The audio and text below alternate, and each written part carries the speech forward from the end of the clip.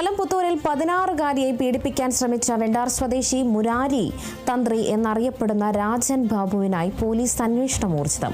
Puthur police കേസെടുത്തതിന് പിന്നാലെയാണ് ഇയാൾ ഒളിവിൽ പോയതെന്നതാണ് വിവരം. അതേസമയം കേസിൽ കുട്ടിയുടെ രഹസ്യമൊഴി രേഖപ്പെടുത്തും ബാധ ഒഴിപ്പിക്കാനെന്ന പേരിലെത്തി പീഡിപ്പിക്കാൻ ശ്രമിക്കുകയായിരുന്നു.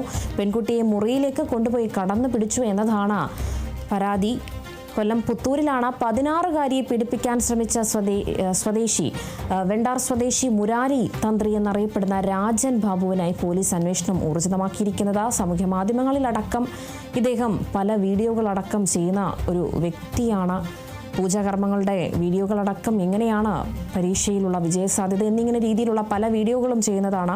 അതോടൊപ്പം തന്നെ ഇൻസ്റ്റാഗ്രാമിലാകട്ടെ, ഫേസ്ബുക്ക്, ഇങ്ങനെ യൂട്യൂബ്, ഇങ്ങനെ പല രീതിയിലുള്ള സാമൂഹ്യ മാധ്യമങ്ങളിലടക്കം ഇദ്ദേഹം വീഡിയോകൾ ചെയ്തു വരികയാണ്.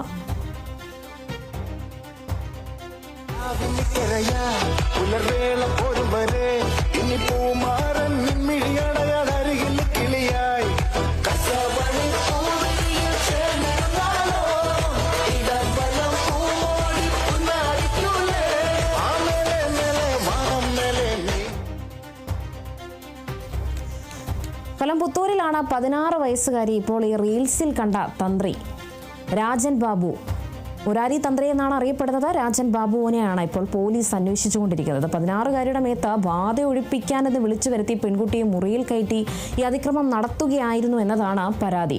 സാമൂഹ്യ മാധ്യമങ്ങളിലടക്കം പല രീതിയിലുള്ള ഇത്തരത്തിലുള്ള വീഡിയോകൾ അദ്ദേഹം ചെയ്യുന്നുണ്ട്. അതോടൊപ്പം തന്നെ ചില താന്ത്രിക പ്രക്രിയകളും അദ്ദേഹം പറഞ്ഞു നൽകുന്നുണ്ട്. പരീക്ഷയിൽ എങ്ങനെ വിജയിക്കാം, എങ്ങനെ ഒരു കുടുംബം നയിക്കാം, എങ്ങനെ കൂടോത്രം എടുത്തു കളയാം എന്നിങ്ങനെ രീതിയിലുള്ള പല വീഡിയോകളും ഇദ്ദേഹത്തിന്റെ പുറത്തു വന്നിട്ടുണ്ട്. തൊട്ടു പിന്നാലെയാണ് ഇപ്പോൾ കൊല്ലം പുത്തൂരിൽ 16 വയസ്സുകാരിയെ പീഡിപ്പിക്കാൻ ശ്രമിച്ചത്. വെണ്ടാർ സ്വദേശിയായ മുരാരി തന്ത്രിയാണ്.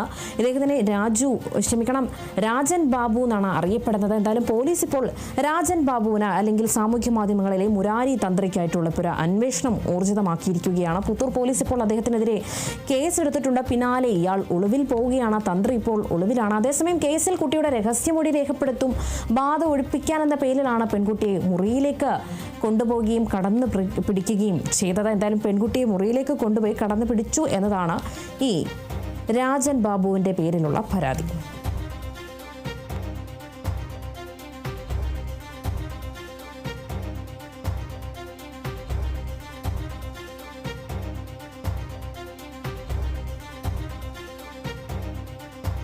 ശബരിമല സ്വർണ്ണക്കവർച്ച കേസിൽ പ്രത്യേക അന്വേഷണ സംഘം ഹൈക്കോടതിയിൽ ഇന്ന് റിപ്പോർട്ട് നൽകും.